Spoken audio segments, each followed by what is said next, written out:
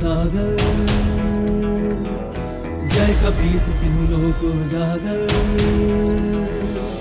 जय हनुमान ज्ञान गुण सागर जय कपीस तिहु लोक उजागर रामदूत अतुलित बल धामा अंजनी पुत्र पवन सुत नामा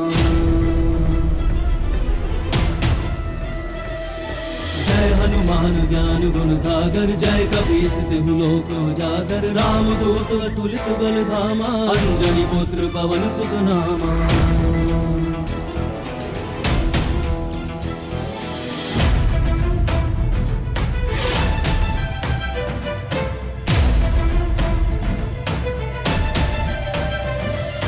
महावीर विक्रम बजरंगी कुमति निवार सुमति के संगी कंचन वरन विराज सुबेसा कानन कुंडल कुंचित केसा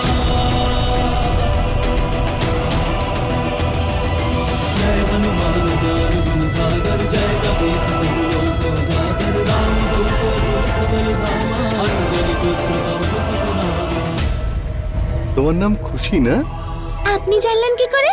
তোমার বাবা হনুমান আমাকে বলেছেন তোমাকে খুব ভালোবাসে, তাই না? এই নাও চকলেট। Thank you uncle. মা খুশি, পুজো শেষ হওয়ার পরে এই এনভেলপটা তুমি তোমার বাবাকে দিয়ে দিও, ঠিক আছে সোনা? বলো বজরং বলির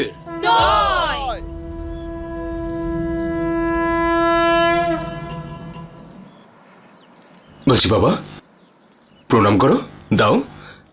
চকলেট কে দিয়েছে তোমায়? একটা আঙ্কেল দিল। এটা কি? হ্যাঁ উনি তোমাকে এই এনভেলপটা দিলেন। হ্যাঁ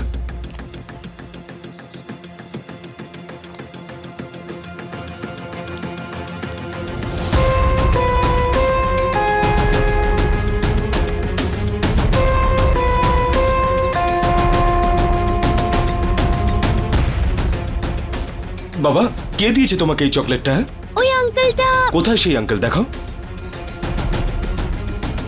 ওনার মুখ মনে আছে তোমার? খুব রোদ আর ধোঁয়া ছিল তো, তাই। কোনো ব্যাপার না বাবা, অচেনা কারোর কাছ থেকে চকলেট বা কোনো কিছু কিন্তু নিতে নেই, ঠিক আছে? ঠিক আছে। চলো যাওয়া যাক।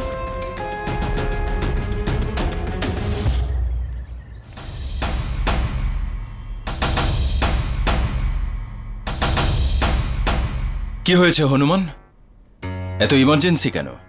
স্যার এই দেখুন, আজ সকালে আমি মন্দিরে পুজো দিচ্ছিলাম, তখন কোনো একজন অচেনা কেউ এই এনভেলপটা আমার মেয়ের হাতে, খুশির হাতে দিয়ে গেছে।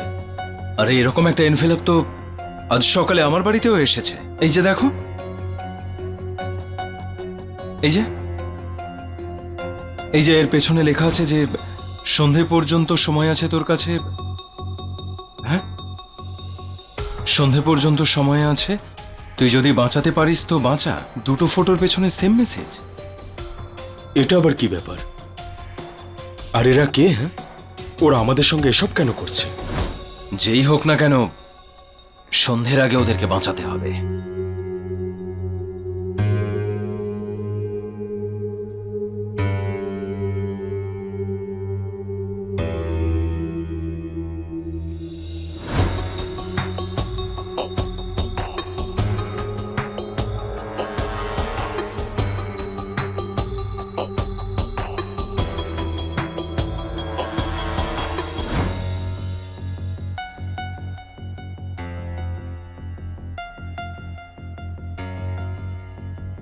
এই দুটো লেখা তো একই লোকের মনে হচ্ছে, তার মানে কিডন্যাপার একজনই। কিন্তু এরা চারজন কারা? আর এদেরকেই কেন কিডন্যাপ করা হয়েছে? এত বড় শহরে শুধুমাত্র এই চারজনকেই কিডন্যাপ করা হলো, এর মধ্যে কি কানেকশন থাকতে পারে? সেটা আমিও ভাবছি, কিন্তু এই ধাঁধার উত্তর পাওয়ার জন্য আগেই ফটোর ধাঁধাটা সলভ করতে হবে। স্যার, মনে হয় এই ফটোগুলো পাঠিয়ে কেউ কোনো গেম খেলতে চাইছে আমাদের সাথে। ঠিক আছে, আমরাও ওদের সঙ্গে খেলব। ম্যাগনিফাইং গ্লাসটা দেখি। স্যার, এটা তো কোনো ফ্যাক্টরি মনে হচ্ছে। বন্ধ রয়েছে, কারণ চালু ফ্যাক্টরিতে এরকম কোনো কাজ করা যাবে না। স্যার ড্রেসটা দেখুন স্যার, খুব দামি মনে হচ্ছে। পোশাক, জুতো, ঘড়ি, ভালোই টাকা পয়সা আছে। তাহলে স্যার এই কিডন্যাপিংটা টাকার জন্য করেনি তো? না, সেটা নয় শম্ভু, এটা টাকার জন্য করা হয়নি। যদি তাই হতো তাহলে এই ফটোগ্রাফগুলো পাঠাতো না। আর সুশান্ত, একবার খোঁজ করো তো যে কতগুলো ফ্যাক্টরি আর এই ওয়ার্কশপ রয়েছে যেগুলো শহরে বন্ধ হয়ে পড়ে রয়েছে। তো স্যার, এই যে ঘড়িটা রয়েছে, ঘড়িটা দেখে কিন্তু বেশ দামি মনে হচ্ছে। দেখে মনে হচ্ছে যে কোনো দোকানে এই ঘড়ি পাওয়া যায় না। ঠিকই বলেছ, হয়তো এই ঘড়িটাই ওর সময় বদলে দেবে। চান্স তো নিতেই হবে। অজয় স্যার। কোনো ঘড়ির এক্সপার্টকে ডেকে নিয়ে এসো। আগে জানতে হবে ঘড়িটা আসল নাকি নকল, তারপর দেখা যাবে। Okay sir.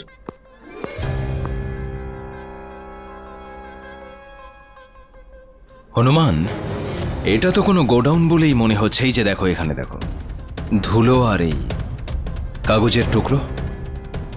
হ্যাঁ স্যার।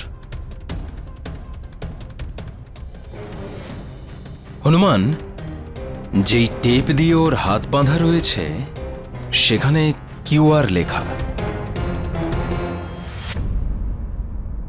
এটা আবার সেলোটেপ বানানোর ফ্যাক্টরির নাম নয় তো? কিউআর? শুধু টেপের উপর লেখা দেখে ওই কিডন্যাপারকে কি করে খুঁজবো আমরা?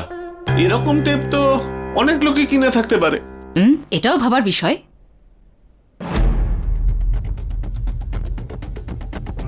এক মিনিট।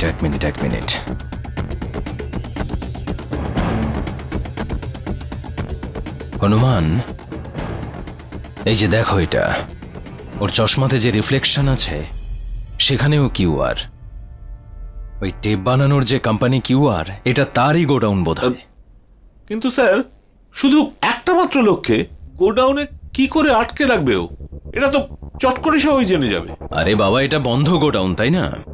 আরে চালু গোডাউন হলে এমনটা হতো না। মীনাক্ষী, একটু খুঁজে দেখো এই কিউআর কোম্পানির এরকম কোনো গোডাউন আছে কিনা যেটা বন্ধ রয়েছে, ব্যবহার হচ্ছে না। স্যার। আসুন স্যার, উনি ওয়াচ এক্সপার্ট। নমস্কার স্যার, আমি ঘড়িয়াল। দেখেই তো মনে হচ্ছে ওয়াচ এক্সপার্ট। ঘড়িবাবু, এই ফটোটা একটু দেখুন। এতে একটা ঘড়ি আছে। আপনি কি বলতে পারবেন এই ঘড়িটা আসল না নকল?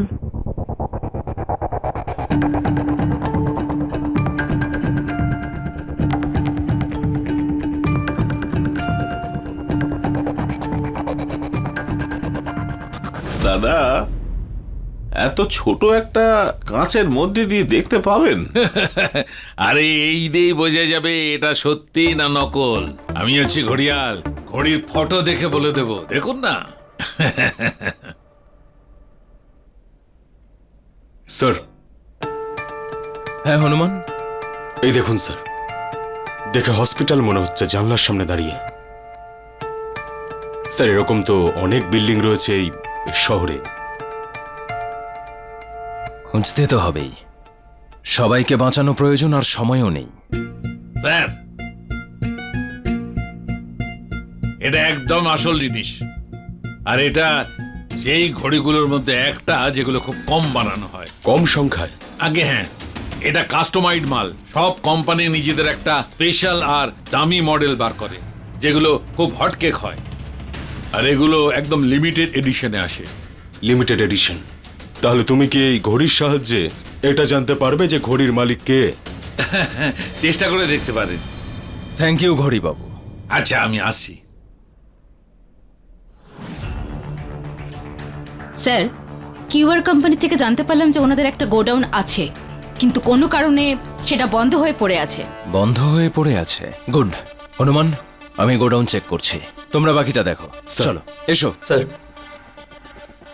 মীনাক্ষী, এই ওয়াচ কোম্পানির থেকে খোঁজ করো যে এই স্পেশাল এডিশনের ওয়াচগুলো কে কে কিনেছিল। স্যার।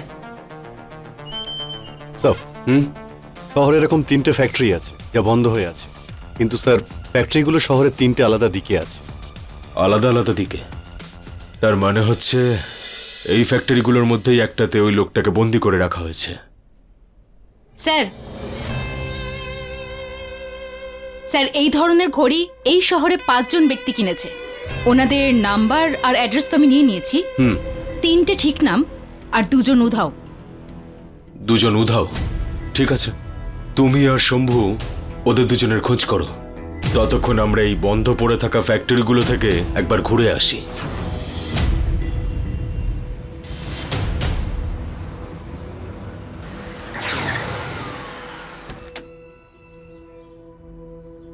স্যার, এটাই হলো কিউআর এর গোডাউন, যেটা এখন ব্যবহার হয় না। এটা তো লক দেখছি, তাহলে ভেতরে থাকবে না স্যার? ভেতরে থাকতেও পারে। কিডন্যাপার হয়তো বন্দি করে ভেতরে রেখেছে আর বাইরে থেকে তালা দিয়ে দিয়েছে। এটাও হতে পারে স্যার। তালাটা ভাঙো। দুটোর মধ্যে একটা লোক নিজের অফিসে আছে, বাকি রইল এই একটা। যদি এটাও ফলস হয় তাহলে আমরা ওই লোকটাকে বাঁচাবো কি করে? ঠিকই বলেছেন। সেই জন্য প্রার্থনা করছি যেন লোকটার বিষয়ে তাড়াতাড়ি জানতে পারা যায়।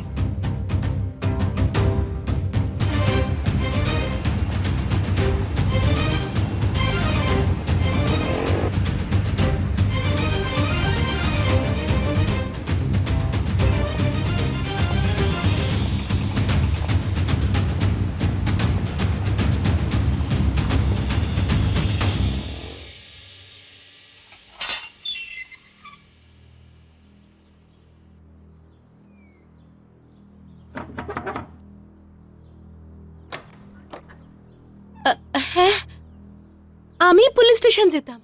কেন, কি হয়েছে? ম্যাডাম, আসলে আমার স্বামীকে কোথাও খুঁজে পাওয়া যাচ্ছে না। কাকে? কমল বাবুকে? হ্যাঁ, কিন্তু আপনারা কি করে জানলেন ওর কথা? ও ঠিক আছে তো? আপনি শান্ত হন, ভেতরে চলুন, কথা আছে।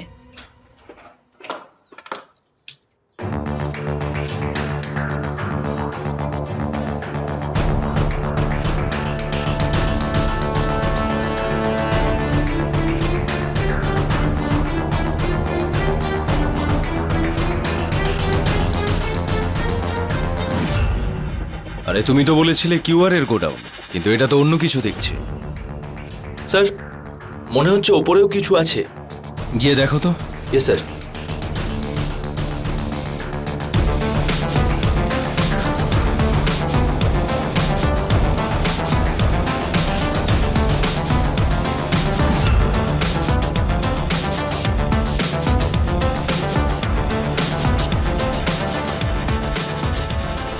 ও বাড়ি থেকে অফিসের দিকেই গেছিল, বলছিল একটা ইম্পর্টেন্ট মিটিং আছে, খুব তাড়াহুড়ো করছিল।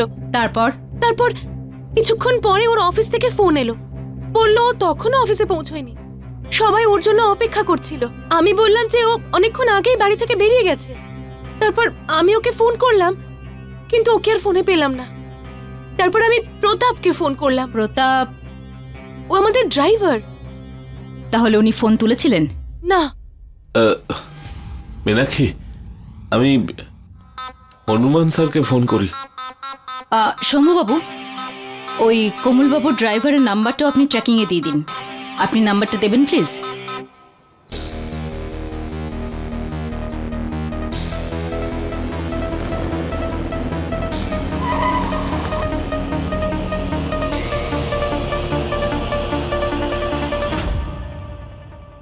এবার অন্তত বলুন যে আপনারা আমার স্বামীর ব্যাপারে জানলেন কি করে? আসলে কি বলুন তো নিতা দেবী, আসল ব্যাপারটা এটাই যে আপনার হাজবেন্ডকে কিডন্যাপ করা হয়েছে। কি? কিডন্যাপ?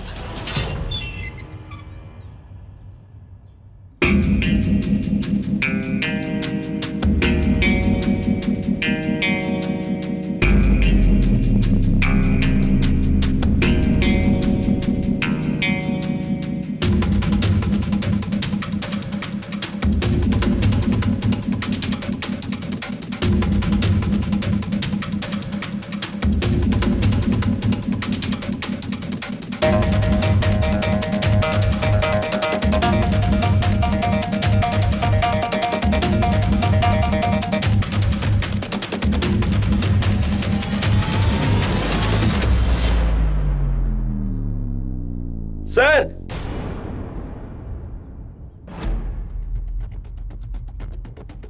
বলো অজয়। এগুলো দেখুন স্যার, কিউআর।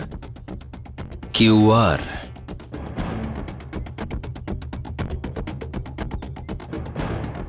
এটা রিফ্লেকশন এসেছিল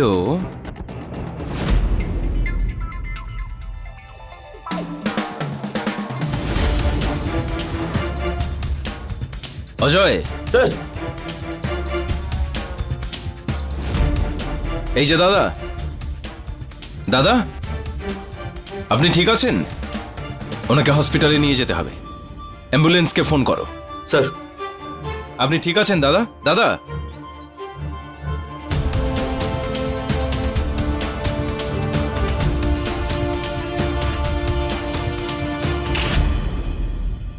হে ভগবান, এ কোন শত্রু আমাদের এত বড় সর্বনাশ করলো? ম্যাডাম, ম্যাডাম আপনি ওকে বাঁচান, প্লিজ ওকে বাঁচান। দেখুন, ওনার কিচ্ছু হবে না। আমাদের সিনিয়র অফিসাররা গেছেন ওনাকে বাঁচানোর জন্য। শুধু আপনার কাছে একটাই অনুরোধ, এই ব্যাপারে আপনি কাউকে কিচ্ছু বলবেন না, ঠিক আছে? এখন আপনি একটু শান্ত হয়ে বসুন।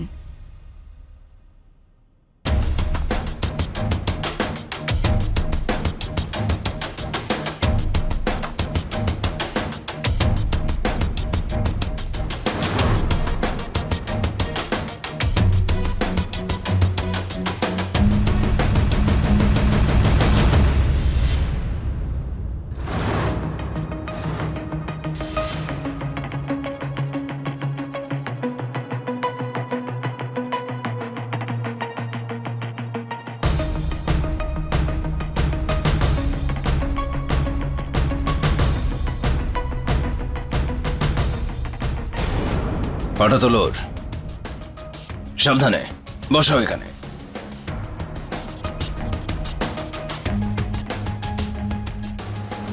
ওর পিঠে কি লেখা আছে?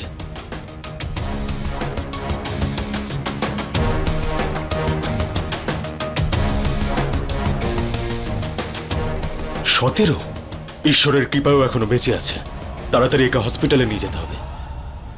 সময়ের মধ্যে আমরা দুজন ভিকটিমকে বাঁচাতে পেরেছি। তার মধ্যে একজন ভিকটিমের নাম ঠিকানাও জানা গেছে, আর সেটা কমলের। এবার বাকিদের সঙ্গে ওর কি কানেকশন আছে সেটা আমরা জানতে পারবো যদি কমলের ডিটেলসটা বের করতে পারি। সুশান্ত, স্যার। তোমার সোর্সদেরকে কাজে লাগাও তাড়াতাড়ি। কিন্তু স্যার, আমরা যখন ওকে দেখেছিলাম তখন একটা ব্যাপার আমাদের অদ্ভুত লেগেছিল। ওর ব্লেজারের পিছনে 17 নম্বর লেখা ছিল। 17 নাম্বার? হ্যাঁ স্যার, আর দেখে মনে হচ্ছিল যেন কেউ ইচ্ছে করে এই নম্বরটা ব্লেজারের পিছনে লিখেছে। আচ্ছা হনুমান, আমরা যেখানে দ্বিতীয় ভিকটিমকে পেয়েছিলাম তাকে যখন তুলি তার পেছনে দেওয়ালে 22 লেখা ছিল। স্যার, এগুলো কিসের নাম্বার? 22, 17। আচ্ছা, কিডন্যাপার আমাদের পাজল করছে না তো এই নাম্বার দিয়ে? 17 নাম্বার আর 22 নাম্বার। ভেবে দেখো এই নাম্বারগুলো কি হতে পারে। Sir, age. এজ আর বার্থ ইয়ার। ঠিক আছে, বার্থ ইয়ার আর রোড নাম্বার, পলি number, lane, road number. Ajay, খোঁজ লাগাও 17 আর 22 নম্বরের কোনো হাইওয়ে আছে কিনা। এবার এজ থেকে শুরু করি আমরা। স্যার, এজ 17, 22, এদের দুজনের মধ্যে কারোর এজ এটা না। বার্থ ইয়ার? বার্থ ইয়ার, দুজনের এজের হিসেবে বার্থ ইয়ারও ম্যাচ করছে না। এটাও না। Lane, road? স্যার, কোমলবাবুর বাড়ির রোড নাম্বার বা গলি নাম্বার না 17 আর না 22। গলি বা রোড নয়, হাইওয়ে। অজয়, কিছু পেয়েছো? কোনো হাইওয়ে? স্যার, 17 আর 22 এই নাম্বারের কোনো গলিও নেই, হাইওয়েও নেই। অদ্ভুত তো। তবে হনুমান, একটা জিনিস, এই 22 আর 17 নম্বরের সাথে আমাদের পরবর্তী ভিকটিমের কিছু না কিছু আছে, কারণ এই দুটো নাম্বার আমরা ক্রাইম সিনে পেয়েছিলাম। স্যার, হতে পারে এটা কোনো একটা কোড কিডন্যাপারের কাছে পৌঁছানোর জন্য। কি বললে শম্ভু? কিছু না স্যার, আমি তো এমনি বলে ফেলেছি। এমনিই বলেছো, কিন্তু খুব ভালো বলেছো। Code, pincode. Postal pin code. Hanuman, যেখানে তুমি কমলকে পেয়েছিলে তার পিঠে আমরা পেয়েছিলাম 17 নাম্বার, আর 17 নাম্বার ওই গোডাউনের পিনকোড যেখানে আমরা দ্বিতীয় জনকে পেয়েছি, আরামবাগ, আর সেখানে আমরা পেয়েছি 22 নাম্বার। কিন্তু 22 নাম্বার কমলের ওখানকার পিনকোড নয়। হতে পারে ও আমাদেরকে পরের ভিকটিমের লোকেশন জানাচ্ছে, যার পিনকোড 22। কিন্তু 22 নম্বর তো কল্যাণপুরের পিনকোড। কল্যাণপুর। তাহলে কল্যাণপুরে আমাদের সেই বিল্ডিংটা খুঁজতে হবে যার সামনে একটা হসপিটাল রয়েছে, যার উপর ওই সাইনটা থাকবে। 22 নম্বর কল্যাণপুর। কল্যাণপুরে আমরা ওই লনে বসা মেয়েটাকে পেতে পারি, কিংবা এই কফিনের লোকটাকে। আমাদের সমস্ত এই কফিনের দোকান চেক করতে হবে যেখান থেকে গত 2-1 দিনে কফিন বিক্রি হয়েছে। হনুমান, তুমি এই কফিনের লোকটাকে খোঁজো, স্যার। আর আমি এই লনে বসা মেয়েটাকে খুঁজে বের করি।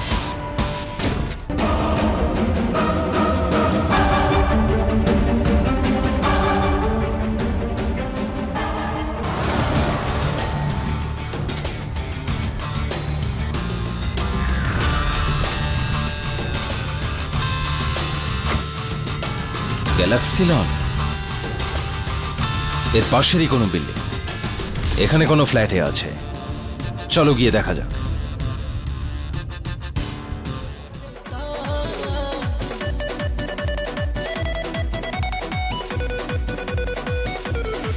এই যে দাদা, এই যে ওয়াচম্যান,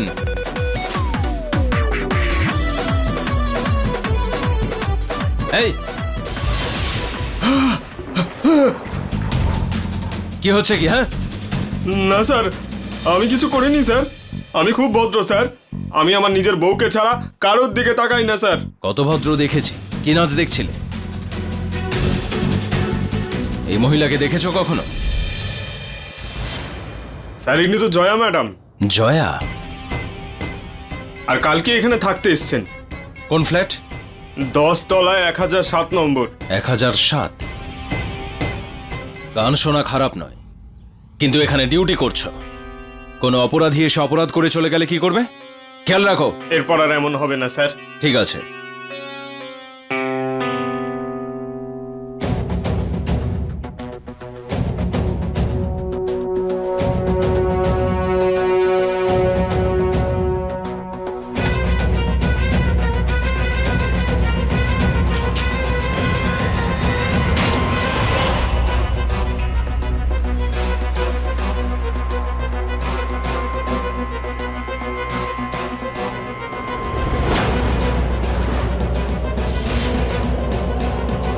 ও নো।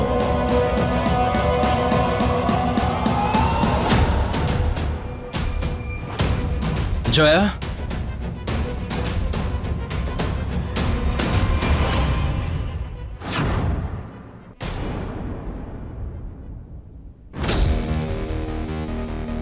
দুঃখের বিষয় ওনাকে মেরে দিয়েছে। আমরা তো সময় মতো চলে এসেছিলাম, তারপরেও ও এনাকে মারলো কেন স্যার? অজয়, ডেড বডি দেখে মনে হচ্ছে 4-5 ঘন্টা হয়ে গেছে উনি মারা গেছেন।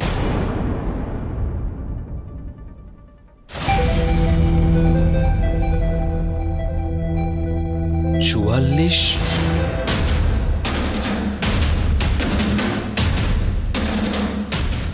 মানে কফিনের লোকটা 44 নাম্বার পিন করে থাকতে পারে।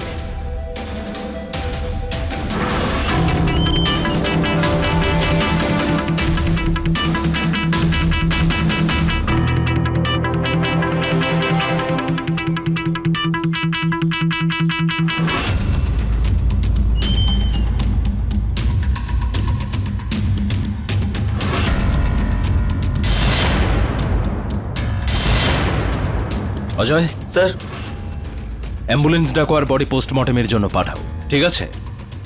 ততক্ষণে আমি ওই ওয়াচম্যানকেই জয়ার ব্যাপারে জিজ্ঞেস করি। অনুমান ওই ফটোর মেয়েটাকে পাওয়া গেছে 22 নম্বরের পিনকোড এরিয়াতে, কিন্তু উনি আর বেঁচে নেই। আর ওই কফিনের লোকটাকে 44 নম্বর পিনকোড এরিয়াতে পাওয়া যাবে। ওখানে দেখো।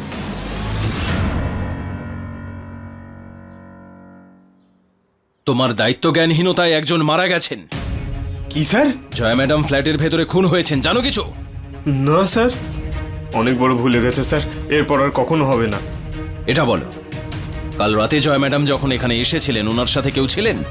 রাতে বা সকালে কাউকে যেতে আসতে দেখেছিলে? না স্যার, কাউকেই আসতে যেতে দেখিনি। তাহলে উনি মারা গেলেন কিভাবে? লাশ নিজে এসেছিল ফ্ল্যাটে থাকার জন্য? স্যার জানি না। জানি না, তাই না? এখন চল তুই জেলে না থাকবি, স্যার, চল। স্যার ওখানে গান ছেড়ে শোন। দিন স্যার। না এই চল, স্যার, স্যার এই ছেড়ে চল। দিন স্যার। চল। স্যার না স্যার। হ্যাঁ জ্যাক, কি জানতে পারলে? ম্যাম, প্রতাপ ড্রাইভারের মোবাইল ট্র্যাক করা গেছে। ঠিক আছে, তুমি আমাকে লোকেশন পাঠাও, আমি আলি স্যারকে ইনফর্ম করছি। Cool. এখানে গত 2-1 দিনের মধ্যে কেউ কফি নিতে এসেছিল? হ্যাঁ স্যার, 4-5 জন এসেছিল। কেন, কি হয়েছে স্যার? না, ওনাদেরকে দেখে কোনো সন্দেহজনক কিছু মনে হয়েছে বা কোনো গন্ডগোল মনে হয়েছে? আমার তো তেমন কিছু মনে হয়নি। আর যারা যারা এসেছিল আর যেমন যেমন সাইজ আমাকে দিয়েছিল সেরকম কফিন তৈরি করে তাদের বাড়িতে পৌঁছে দিয়েছি। আচ্ছা, আর যখন আপনি এই কফিনটা ডেলিভারি করতে গেছিলেন ওনার বাড়িতে, তখন শেষকৃত্যের প্রস্তুতি চলছিল? হ্যাঁ স্যার। ঠিক আছে, থ্যাংক ইউ।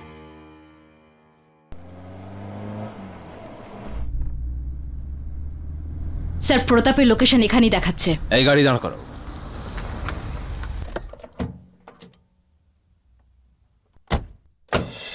স্যার এদিকে।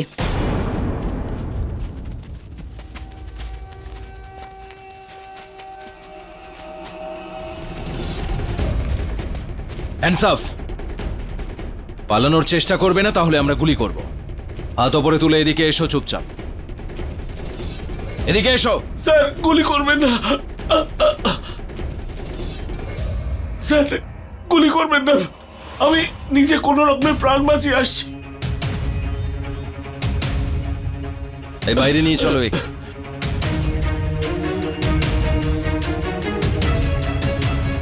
এবার বলো, কাকে দেখে পালাচ্ছ? কোথা থেকে পালাচ্ছ তুমি? স্যার জানি না ও কে ছিল, আমার শুধু এইটুকু মনে আছে যে আমি আমার মালিকের সঙ্গে বন্ধ একটা ফ্যাক্টরির সামনে দাঁড়িয়েছিলাম আর পার্টির জন্য অপেক্ষা করছিলাম।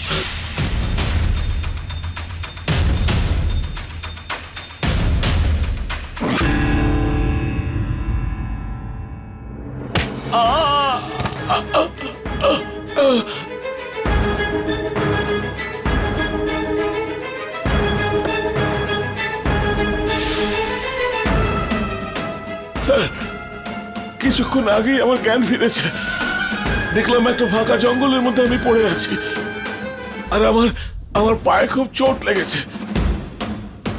আমায় দড়ি দিয়ে বেঁধে রেখেছিল স্যার, আর মুখে কাপড় ঢুকে টেপ লাগিয়ে দিয়েছিল।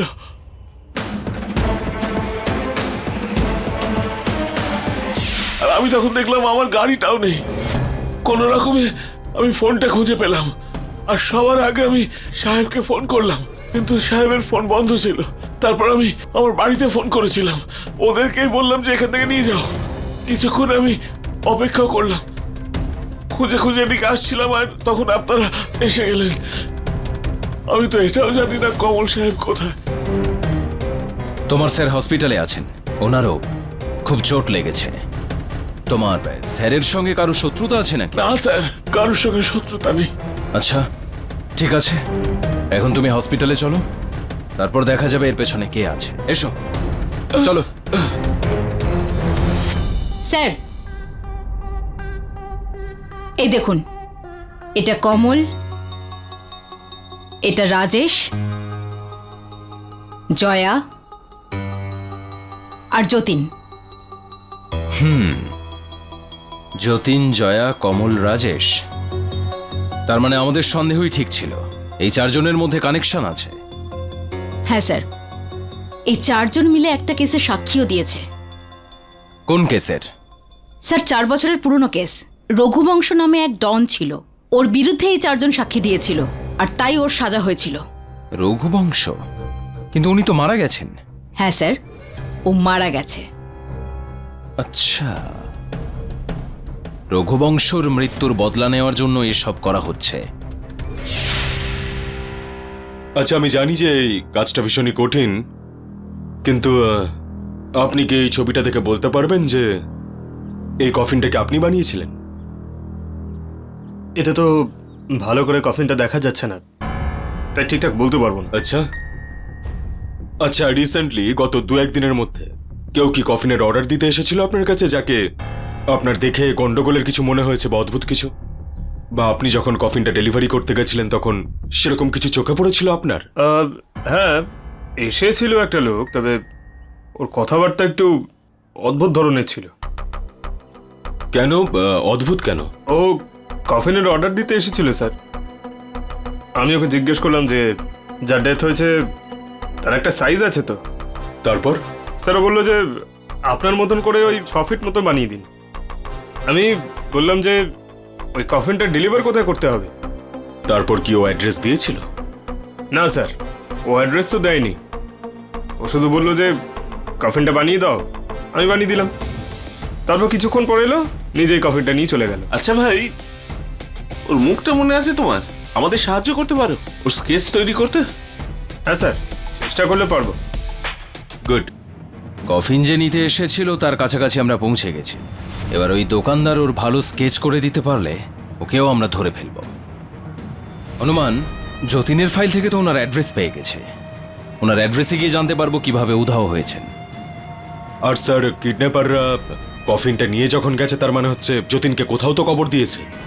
আর স্যার এমন জায়গায় কবর দিয়েছে যেটা নিরিবিলি, যেখানে কেউ যাওয়া আসা করে না। সময় খুব কম রয়েছে আমাদের কাছে, তাড়াতাড়ি যতীনের কাছে পৌঁছতে হবে। আমরা ওনার কোনো ক্ষতি হতে দেব না হনুমান। ওর বাড়িতে চলো।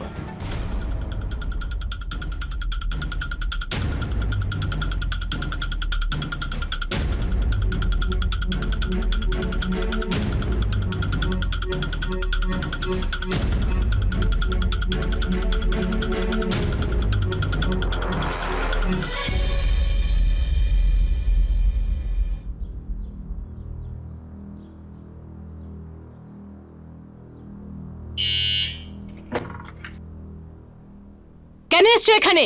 হ্যাঁ, কি হয়েছে মা? কি হয়েছে? আরে এই বয়সে আমাকে কিনা পুলিশ স্টেশনে দৌড় করাচ্ছ? আমার কথা শোনো না। কি জন্য সরকার তোমাদের রেখেছে? আমাদের সাহায্যের জন্য তো। হ্যাঁ, কিন্তু কি হয়েছে মাসিমা, সেটা তো বলুন। আমার ছেলে যতীন সকাল থেকে নিখোঁজ। যখন আমি রিপোর্ট লেখাতে গেছি, বলছে কিনা 24 ঘন্টার আগে রিপোর্ট লেখানো যাবে না। আরে না হয় রিপোর্ট লিখবে না, খুঁজে তো বের করো অন্তত। যদি অঘটন ঘটে যায় তাহলে সেটার দায়িত্ব কে নেবে? দেখুন মা, আমরা সেই জন্যই তো এসেছি, আপনার রিপোর্ট লেখার জন্য এসেছি। আমরা জানতে পেরেছি যে আপনি ওখানে এসেছিলেন আর আমাদের জুনিয়র আপনার কথা শোনেন, তাই আমরা চলে এসেছি। আমরা খুব বকেছি ওদেরকে, আর তারপর সোজা এখানে চলে এলাম আপনাকে সাহায্য করার জন্য। আপনার প্রতিও তো আমাদের কর্তব্য রয়েছে। বেঁচে থাকো বাবা। এসো, ভেতরে এসো। হ্যাঁ, এসো হ্যাঁ। এসো এসো, বসো। থ্যাংক ইউ মা। আপনি বলতে পারবেন যে যতীন কবে আর কিভাবে নিখোঁজ হয়েছে? যতীন রোজ সকালে জিমে যায়। আজকেও প্রত্যেক দিনের মতন গেছিল, কিন্তু আর ফিরেই আসেনি। আর ফোনেও পাওয়া যাচ্ছে না। আপনি চিন্তা করবেন না, আমরা ওকে খুঁজে বের করব। আপনি শুধু এটা বলুন ও জিমে কিভাবে যেত? বাইক নিয়ে। আর কোন জিমে যায় ও? আমার তো কিছু মনে নেই, কিন্তু ফান মলের কাছে। ঠিক আছে, আমরা দেখছি। ঠিক আছে, নমস্কার। চলি মাসি।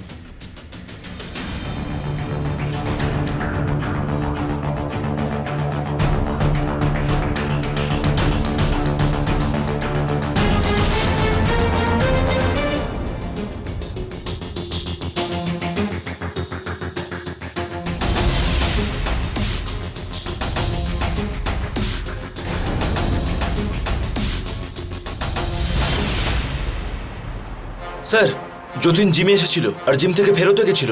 আমি সিসিটিভি ফুটেজ চেক করেছি।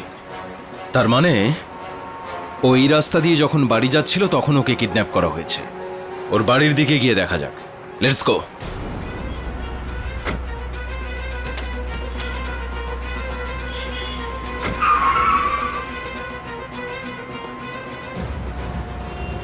মীনাক্ষী, এই যে এটিএম দেখতে পাচ্ছ, এটার ফুটেজ চাও।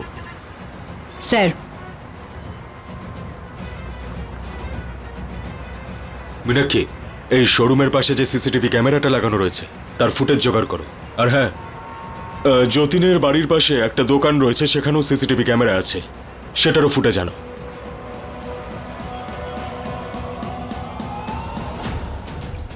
অজয়, গাড়ি রাখো। কি হচ্ছে স্যার? এই জায়গাটা তো একেবারেই শুনশান, জঙ্গল। এখানেও যতীনের সঙ্গে কিছু করা যায়। তাহলে স্যার গিয়ে দেখা যাক। স্যার, এই এরিয়াতে এরকম নির্জন জায়গা 3টে রয়েছে। যদি আমরা এখানে কিছু না পাই তাহলে এই এরিয়ারই অন্য একটা জায়গায় গিয়ে খুঁজতে হবে। স্যার এই যে ফুটেজ। দেখে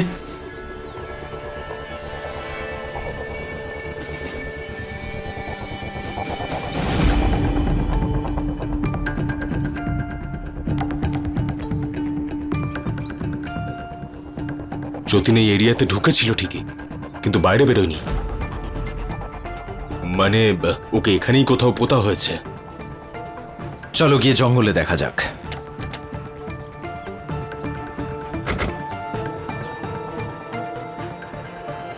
ভেতরে গিয়ে দেখি।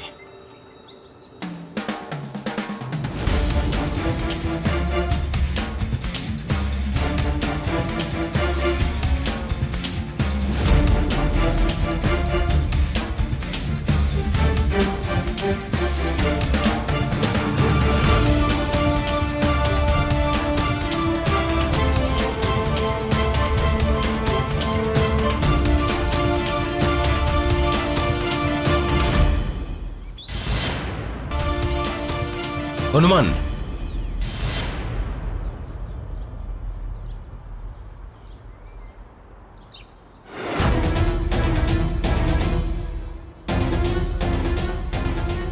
এটা তো যতীনের ভাই।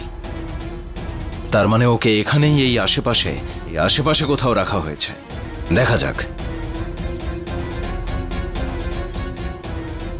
যতীন! যতীন! যতীন! হনুমান,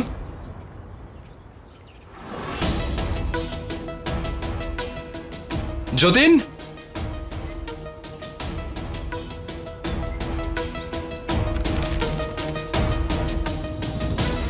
বাতাস চলাচলের জন্য।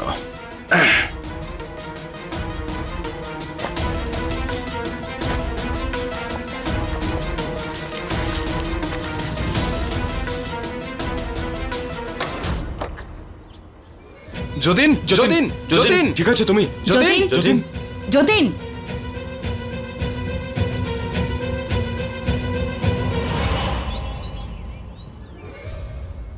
আমি আমার প্রতিশোধের জন্য তোকে ডেকেছিলাম হনুমান।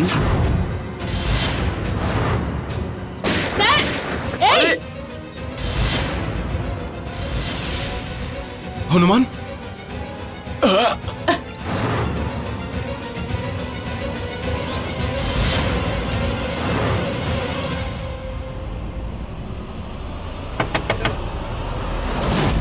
এরে তুই ভাই, হ্যাঁ? আর এখানে গাড়ি পার্কিং করেছিস কেন তুই? কার সঙ্গে দেখা করবি? চল যা যা। রাস্তা কি তোর বাবার নাকি? হ্যাঁ, আর এমনি তো গাড়িটা তোর বাড়িতে রাখিনি। এবার চুপচাপ বাড়ির ভেতর ঢোক, নাহলে তোর সঙ্গে তোর পরিবারকেও উল্টো ঝুলিয়ে দেবো। আর এমন মিছিল বার করবো না যে কোনোদিন কাউকে জিজ্ঞেস করার কেউ সাহস পাবেন এখানে গাড়ি কেন লাগিয়েছে। রাখ। আচ্ছা, এত বড় বড় কথা? তুই দাঁড়া, আমি দেখাচ্ছি তোকে। এক্ষুনি পুলিশকে ফোন করছি। দাঁড়া।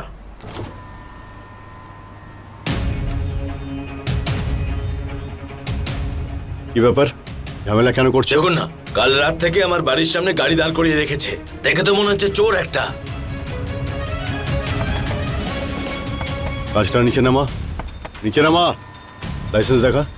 হ্যাঁ হ্যাঁ স্যার। বাইরে বেরিয়ে আয়। এই বাইরে বেরো, বেরো। কোথা থেকে আসছিস? কি হয়েছে? কে রে তুই?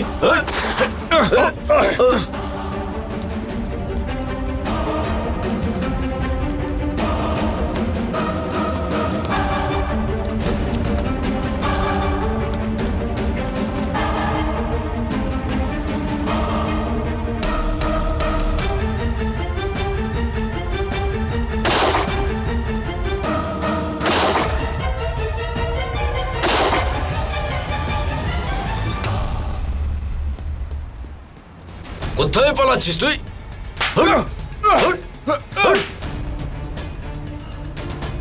তুই কিডন্যাপার? না না না না, না সবাইকে তুই কেন কিডন্যাপ করেছিস? ওই মেয়েটাকে তুই কেন মেনেছিস? তোর সঙ্গে কি শত্রুতা ছিল বল তুই।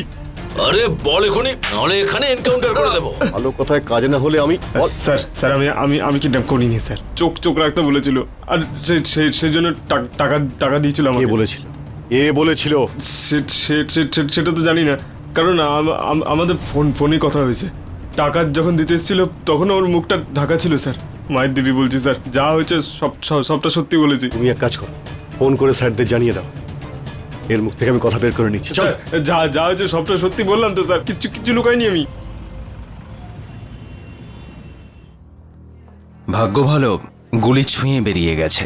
স্যার, ওর কথা শুনে যেটা মনে হচ্ছিল ও তো আপনার কাছে প্রতিশোধ নিতে এসেছিল। না মীনাক্ষী, যদি ও প্রতিশোধী নিতে চাইতো তাহলে আগে ও কনফার্ম করতো যে আমি মারা গেছি কিনা, তারপরে ও সুসাইড। হ্যাঁ, এত ক্লোজ থাকার পরে ওর গুলি ঠিক জায়গায় লাগেনি। এতে পরিষ্কার বোঝা যায় যে ও কোনো অপরাধী নয়, বাধ্য হয়ে করেছে ও। স্যার, যতীনের বাড়ির বাইরে একজন শুটার বসেছিল কাল রাত থেকে। তার মানে আমরা যখন যতীনের বাড়িতে গেছিলাম ও লুকিয়ে ছিল। ও নিশ্চয়ই যতীনের মাকে প্রাণে মারার হুমকি দিয়েছে, আর তাই ও এসব কিছু করেছে। তাড়াতাড়ি ওই কিডন্যাপার বা খুনিকে ধরতে হবে। দুজন নিরপরাধ লোকের প্রাণ গেছে। যে কেসটার কথা আপনি বলছেন স্যার, সেই কেসে ওকে আর ওর বাবাকে আমি অ্যারেস্ট করেছিলাম, আর তারপরে সেই কেসটা অন্য আর একটা টিমকে দিয়ে দেওয়া হয়েছিল স্যার। ওর বাবা কোথায়? স্যার জেলে ছিল। অজয়, খোঁজ লাগাও তুমি তাড়াতাড়ি।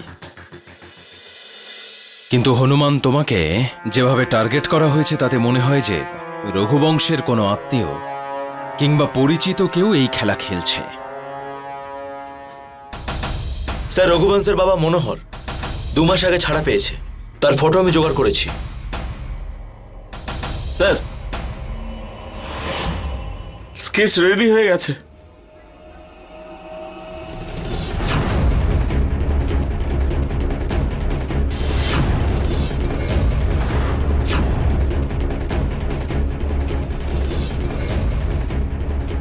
তাহলে বাবা এসেছে বদলা নেওয়ার জন্য। ঠিক আছে, আমরাও নেমেছি একেবারে প্ল্যান করে।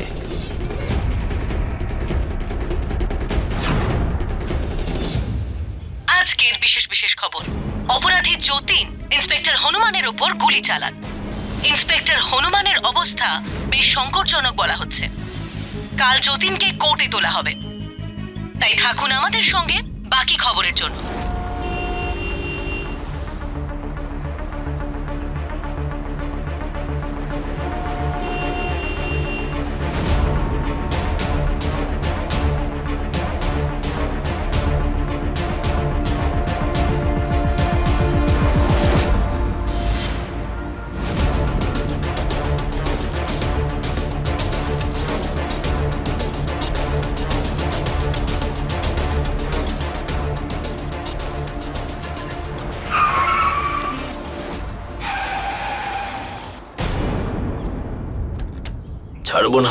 ছাড়বো না আমি।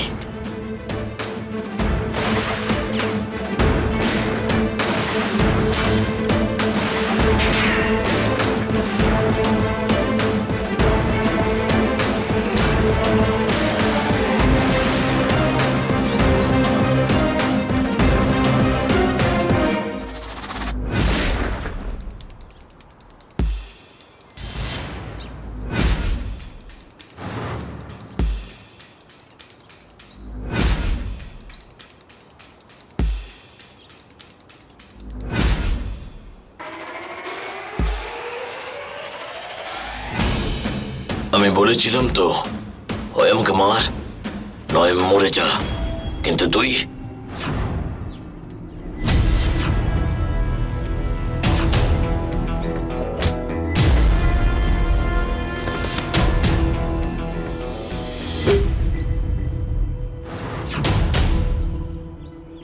কেন করলে তুমি এরকম? হ্যাঁ, দুজন নিরপরাধীর প্রাণ নিয়েছো তুমি। ওরা আমার ছেলেকে জেলে পাঠিয়েছিল, আর তুমি আমার ছেলেকে এনকাউন্টার করে মেরে ফেলেছিলে। না, আমরা তোমার ছেলেকে মারিনি। ওই কেসটা আমার থেকে কেড়ে নিয়ে অন্য কাউকে দেওয়া হয়েছিল। তোমার ছেলেকে জেলে পাঠানো হয়েছিল, ও ওখান থেকে পালিয়ে গেছিল। ওই অফিসাররা এনকাউন্টারে মেরে ফেলেছিল তোমার ছেলেকে। মিথ্যে কথা বলছো তুমি, মিথ্যে। এটাই সত্যি। তোমার এই ভাবনা তোমাকে দিয়ে আরো দুটো অপরাধ করিয়েছে, আর সেই অপরাধ যেই কারণেই হোক না কেন, অপরাধটা অপরাধী, তাই ঈশ্বর কখনো সহ্য করবেন না। তোমার জায়গা এবার জেলে। এ নিয়ে চলো।